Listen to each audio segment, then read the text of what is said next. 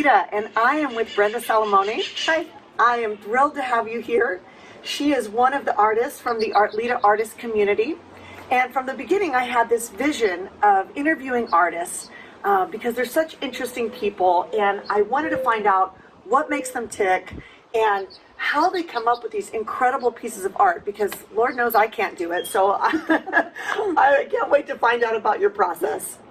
Thanks. Well, I've been painting since I was a little kid, and I'm very experimental with my art, and I've always tried all kinds of different things, and I've always been kind of drawn to pastel painting and oil painting, but for a long time I was intimidated by oil painting, and then one day someone commissioned me to do a duplication of a really well-known painter. Cool. She was an oil painter, and I'm like, okay, well, I guess I'm going to paint oils, and that's what I did, and I've kind of been hooked ever since. Wow. But I still also do the pastels a lot, too. Yeah. But when I started on this series, I just kind of knew I wanted to mostly create the pieces in either oils or pastels and not really go with anything else. Since then, I've branched out a little. I've done a couple in encaustic and a couple in acrylic mixed media, but for the most part, it's all oils. Oh, that's really neat. Yeah. So, Brenda, tell us the name of this series. What inspired you? How many pieces you have so far in the series? And then tell us a little bit about this specific painting, which just leaps off the screen. It's so gorgeous. Okay, so the series is called Geomorphic Abstractions, and what that means is I'm fascinated by geology, but I don't have the scientific background of a geologist. But I've been collecting rocks since I was a little kid, semi-precious gemstones and minerals. One of my earliest memories was driving through the mountains of North Carolina with my parents on a vacation, and there was one of those little roadside places where you sleuth for stones. Oh, cool. I got a little garnet, and I was so thrilled. So I loved the semi-precious stones. And so I had this really big collection, and they're all very beautiful. And a little while back, I was kind of casting around. I was painting a lot, but I was painting everything. Animals, landscapes, flowers. It didn't matter. If I wanted to paint it, I painted it. And I had a gallery owner tell me, well, you're really good, but you're all over the place. You have to do something cohesive. And, being an artist, I thought, no, don't put me in a box. But I suddenly realized that there was something that I really loved enough to really focus on, and that was these gemstones. I mean, obviously there's other things. I love my family, but I'm not a portrait painter. So this piece is called Saorsa, which is Scottish Gaelic for freedom or liberty. And it kind of came about as I was trying to find almost a purpose in my work. I had started this series, but I was like, but where do I want to go with this? And why do I just keep painting these paintings that are now, leaning up against the walls of my apartment? And, it was just kind of the normal everyday struggles that most artists go through, but it was really kind of getting to me. And I had put on some music, and I was looking through my rocks and my pictures, and I found this stone that I really, really thought would be a beautiful painting. And I kind of had started it, because I have a good friend who really likes the chartreuse green color, and she always loves my artwork. I was like, well, she'd like to see how this would look. So, and this stone is a stone that is often dyed to bring out more colors. So it's not probably completely natural, which I don't care. I mean, a lot of stones are dyed. It doesn't bother me that this one's not completely natural. But as I started painting it, I was listening to music, and George Michael's Freedom had come on, and it just was like, the whole thing just kind of came together, and I got, the name popped into my head, and I've been studying Scottish Gaelic, so it's kind of like, oh, I want to call it this. And I'm still terrible at the language, by the way. It's really hard to learn. But the painting, a lot of times, the way they turn out is nothing like what I envisioned when I first start them. And it's because as I start painting, they take on a life of their own. I don't do a lot of beforehand with them. sometimes I might sketch out, oh, it's going to be dark over here, or a little bit, lighter over here, and I kind of knew where I wanted these big, like, orb-like areas to be. But other than that, I just kind of let the stone takes me, I let them take me where they want to take me. Yeah. I mean, but at least from my perspective, this seems to have a life or an energy source inside it. It really does seem to glow when you're in person. I absolutely love this piece. Thank you. This is actually one of my favorite pieces too. There's just so many things that happened with it that I wasn't expecting. Like all these little, like, pock marks over here kind of ended up looking more like barnacles, and it really became this kind of undersea aspect. And one of the names for this stone, it actually has several, is sea sediment jasper, but it's, as far as I know, it doesn't actually come from under the sea, but it does. It looks like it. Does. I think that's why they call it that. Absolutely. It's also called aqua terra, which translates to earth and sea. So Cool. or sea and earth. So, Yeah. And then, like, as I was putting in the gold leafing through here, like pieces of it, like this ended up looking like a sea dragon. And none of this stuff is ever intentional, and Right. yet sometimes they just pop out. Right. And so the gold leafing is put in layers at a time. Like as I do the layers of the oil painting, I'll do color, and then while the paint is still wet, I'll lay in the gold leafing, and then I'll scratch it up and all to get rid of the square edges, and I'll do more layers and kind of incorporate just the colors over the gold so that it becomes a part of it. And I would be so afraid to paint over the gold. Well, I don't put, I mean, like you can see a lot of it Yeah. is left completely unpainted. Yeah. I don't want to cover it, although I have done paintings where I do cover it and Yeah. just use the gold as kind of a base to shine through. Cool. Um, But there's just so much texture, and this is a print. So this is a true life print. So true life acrylic is a special type of acrylic that doesn't glare as much as many, and the colors are really vibrant. And so Brenda has both the original and the true life limited edition signed and numbered print available for both sale and lease on artlita.com. And it was really cool at the Artlita launch party. We had both of them next to one another. that was cool. It was neat to see how nice, the print looked, and just kind of the, the different presentation of them. Yeah. was nice. It was cool to see how good they looked together. Yeah, absolutely. And so we feature one particular size because this is the size that it was originally painted, Right, correct? yeah, it's a big painting. Right. So it's 4x3. Right. But certainly if you have a different space that needs something a little bit smaller or a little bit larger, I think Brenda would be open to doing it in different sizes to really accommodate your space. So you can always reach out to us and let us know what would work perfect in your space. Absolutely. It was scanned at a very high res, so to be honest, if you wanted a wall, an 8-foot, 10-foot wall, it would be still in high res. Very cool. Printed, so. Very cool. So let's just talk about you in general, right? Because people may be curious about you. I certainly would love to learn a little bit more about you. I think you told me that you grew up in Tucson, is that right? Well, no, I was actually born in Tucson. Okay. But we moved from Tucson to South Florida when I was 3. Okay. So even though I have lots of family there, and I love visiting it, and I really, I feel very at home in the Tucson desert. Yeah. I've never, Never lived there. never really lived there, Okay. except, when I was a very little child. Okay. And I have deep connections to South Florida. So would you mind sharing what part of South Florida you were in? I was in West Palm Beach. Oh, cool. Yeah, I don't know if I ever told you, but I have a house in Boca Raton. Oh, really? Yeah. That's funny. Yeah, so Palm Beach is gorgeous, and just the water there. Oh, Yeah, my family's not there anymore. We've all kind of migrated out. My dad's in North Carolina, and my mom and my sisters are in Tennessee. And nice, so. nice.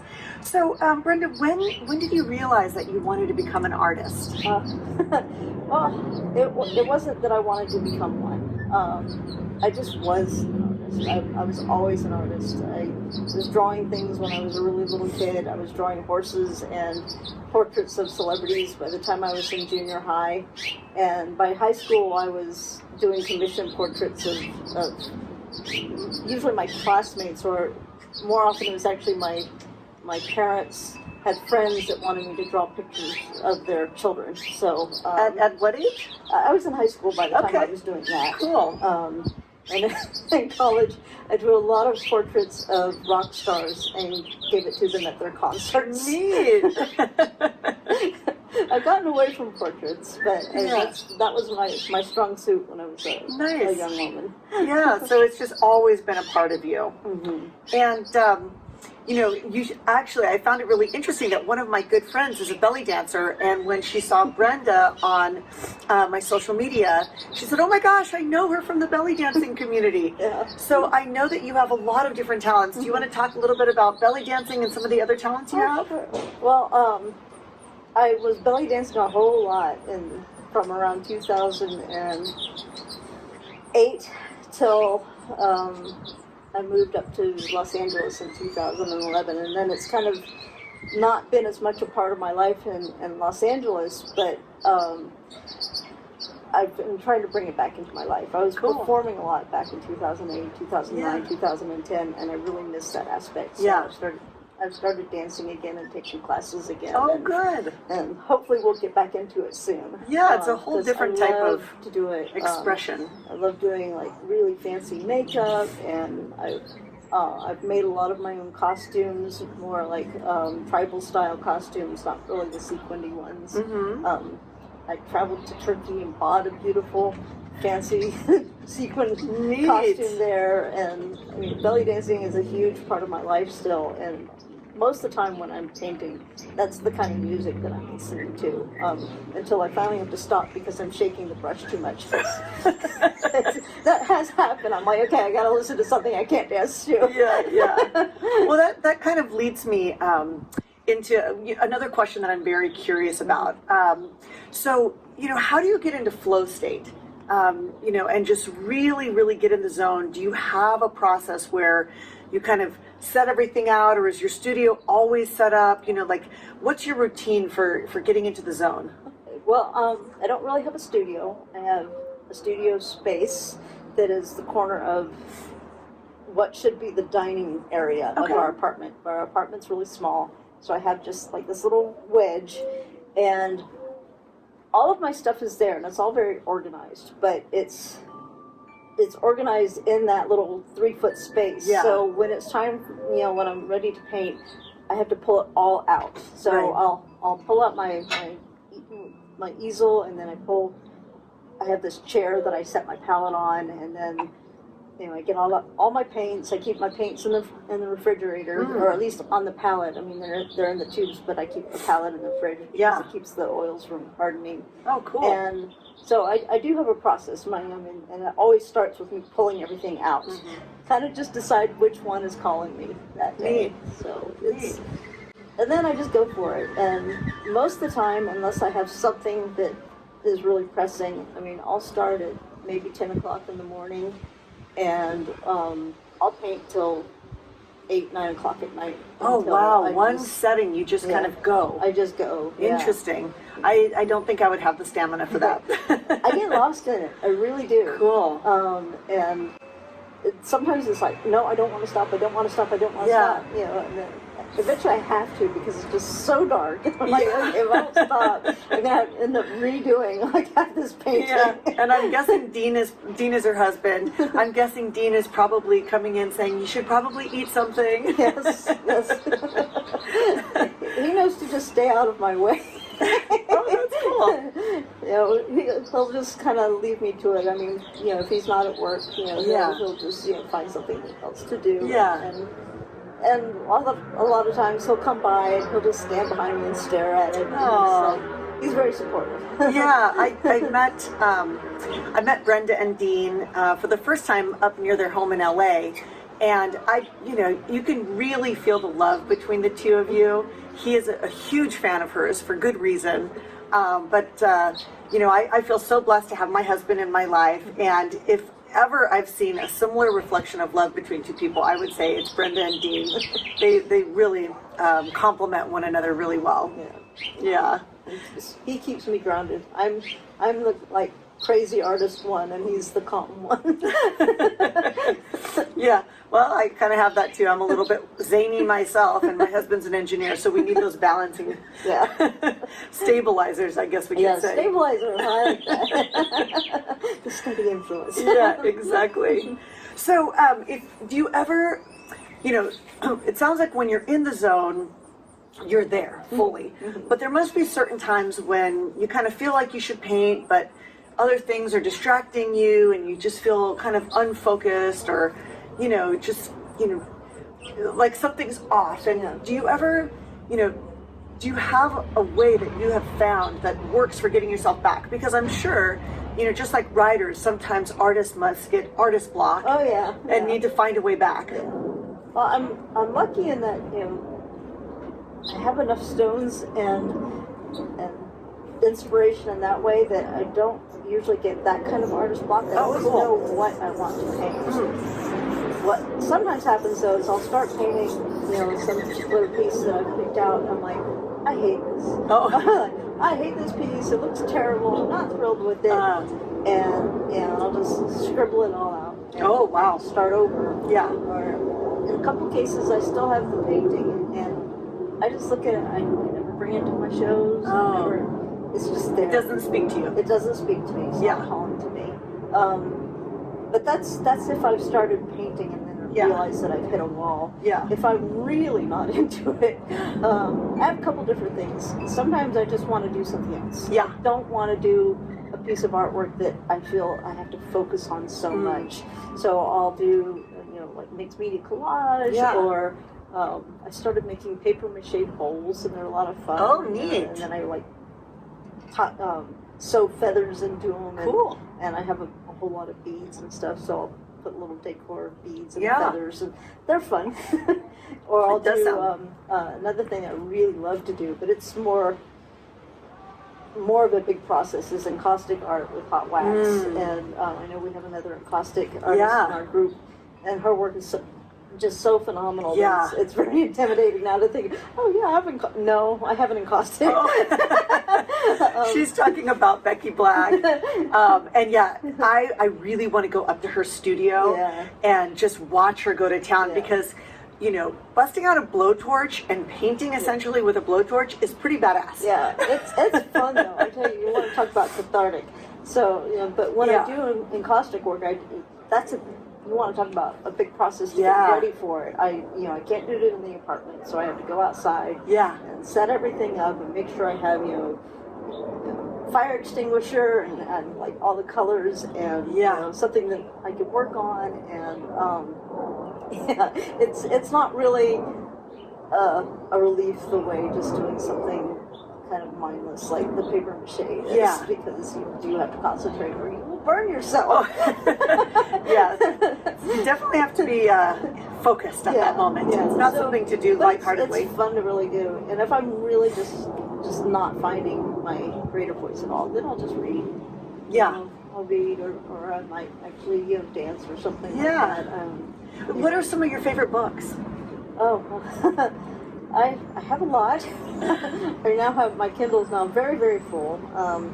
I've been reading the Outlander series since 1993. That's when I started it, and book 9 is coming out, probably in the next year or so.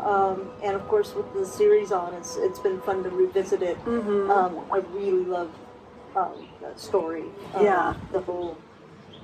The whole sweeping, epic drama of it. And when I started reading it way back then, it really inspired me. It made me want to write my own stories. So I now have one book. Wow. It's a romance novel. It's not published yet. I didn't know you were a writer as well. How cool. I'm waiting on it to be completely, get final edits. Nice. And then I'm probably going to self-publish it. And then I started another book last November that is maybe halfway finished. The first one is set in Scotland. So reading Outlander really inspired me to, write about Scotland, and because of that, I ended up going to Scotland, and that's where Dean and I got married 3 years ago. Or actually, 4 years ago now. Yeah, time flies. And then the second book that I wrote is actually set in Northern Ireland. But Cool. just Diana Gabaldon's writing style. Really, Yeah. You know, It's very detailed. very detailed. If you haven't Just- read it, it really it paints a picture with words. Yeah, it really does. Yeah. And you know, and just the way she described Yeah. things, it just I had to go there. And so Yeah. for me, that has been, you know, just the series itself, not any particular book, has been a huge influence on my Yeah. life because it caused so many other things to happen. Interesting. You know, or at least made me want to cause things to happen. You know, Now, are you I'm gonna go to Scotland. Yeah, yeah, and then you got married there. Yeah, So. exactly. And a number of your paintings are tied to that. So I Yeah, think that's they really are. cool. Yeah. Are you Scottish by background? I have a little bit of Scottish blood. You know, I'm your typical mutt. Yeah. Scottish, Irish, English, a little bit of Welsh, and then my father's Sicilian, so that happens Cool. completely Sicilian. Yeah. So Neat. Dean's got a little bit more of Scottish blood. Cool. As you do know, I. Either Yeah. way, I just kind of like, well, no matter what, I'm Scottish at heart. So Yeah, exactly. Well, I love it. So, you know, speaking of art, I certainly believe that art is important. It's something that I'm really passionate about, and bringing good quality art into people's homes that can actually bring energy and uplift them. That's something that I think will truly make a difference in people's overall happiness versus just having something meaningless on the walls. And I'm also really passionate about supporting artists because in my own life, I never really gave myself an opportunity to follow my passions. I just tried to make as much money as I could because I didn't grow up with any. And so, you know, that's why I founded this company. But I'd love to know, you know, why you personally think art is important and what impact you think it makes in people's lives. Well, for me, I mean, art is important because without it, there's just no beauty. Other than, I'm not even gonna, you know, I'm not comparing art to nature. Sure.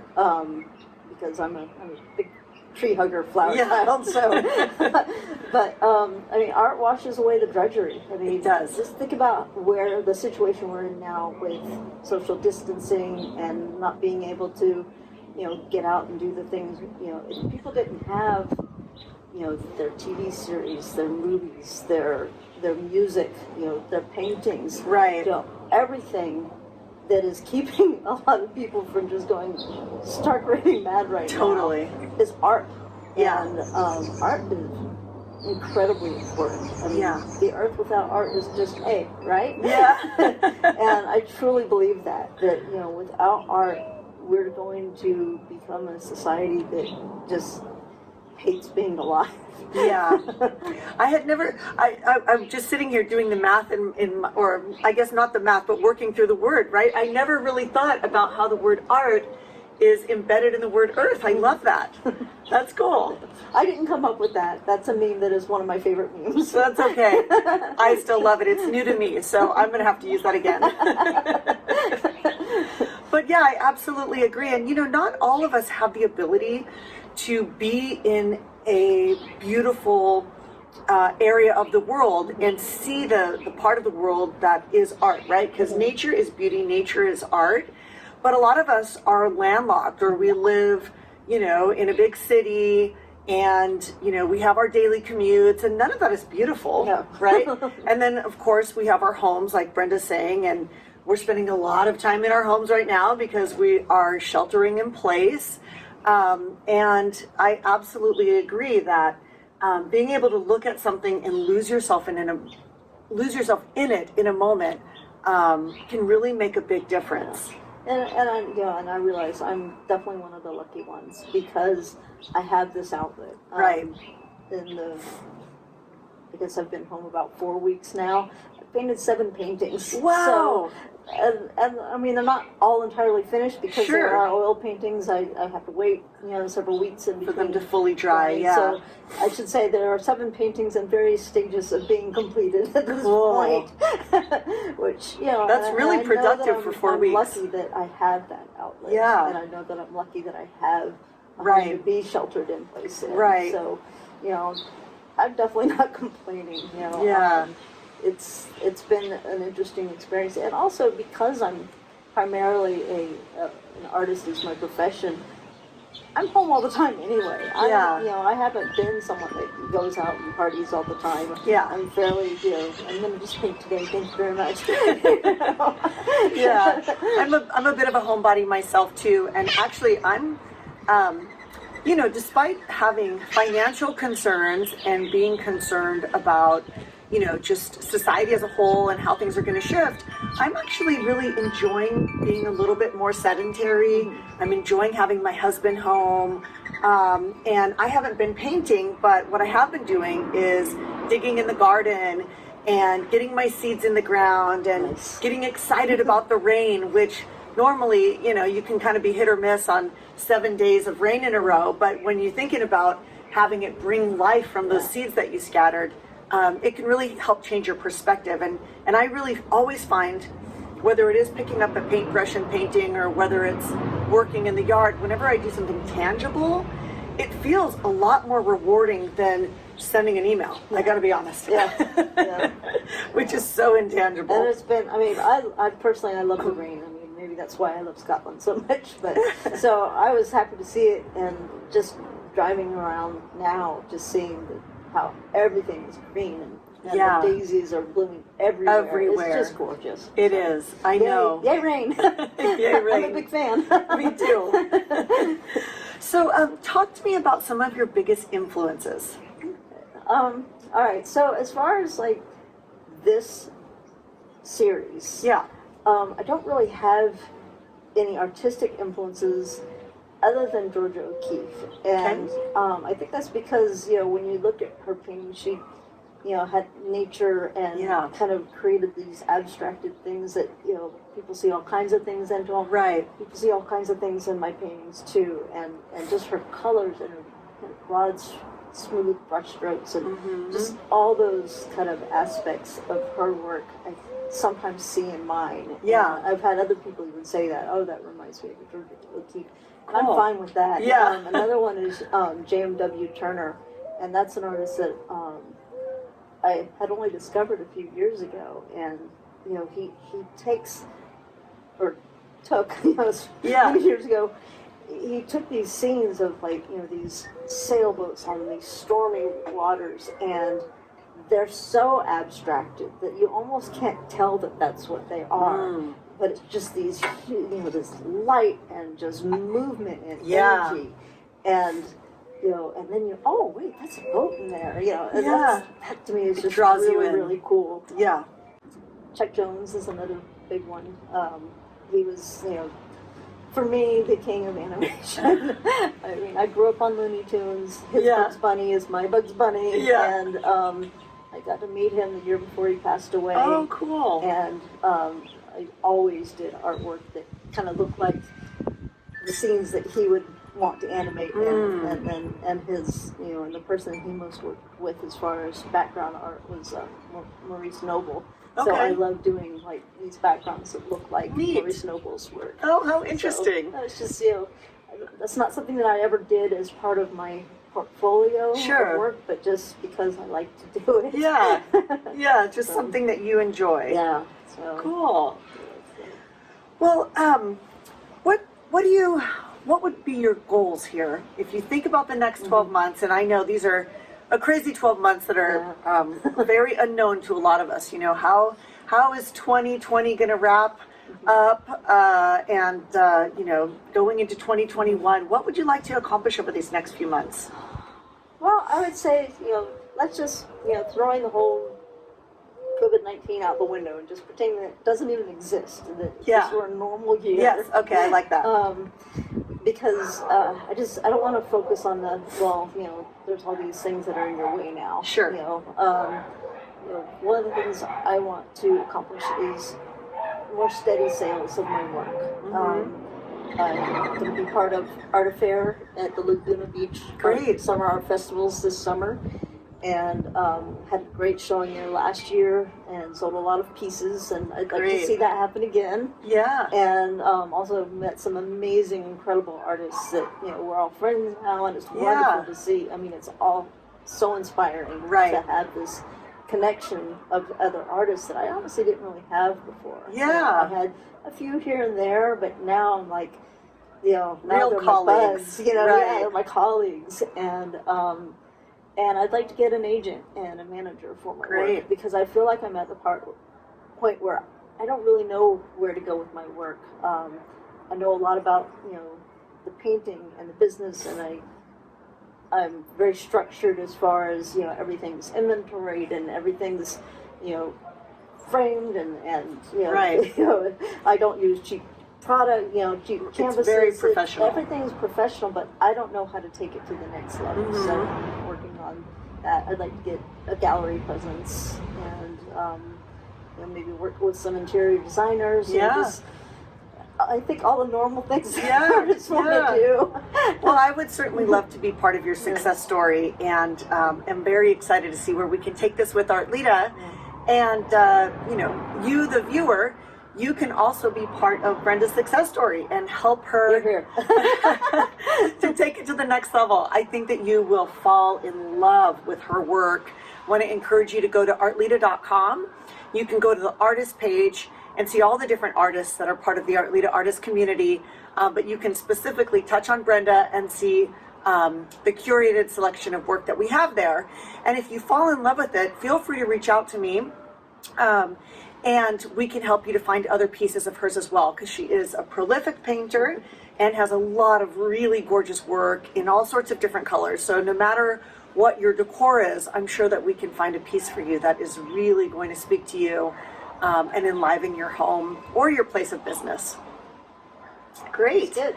Well, Brenda, thank you so much Thank for you, coming Alita. here Oh, today. you're very welcome. It couldn't be a nicer day to do it. Oh, it's beautiful. Absolutely. Well, thank you for logging in, and we look forward to seeing you again with another artist interview.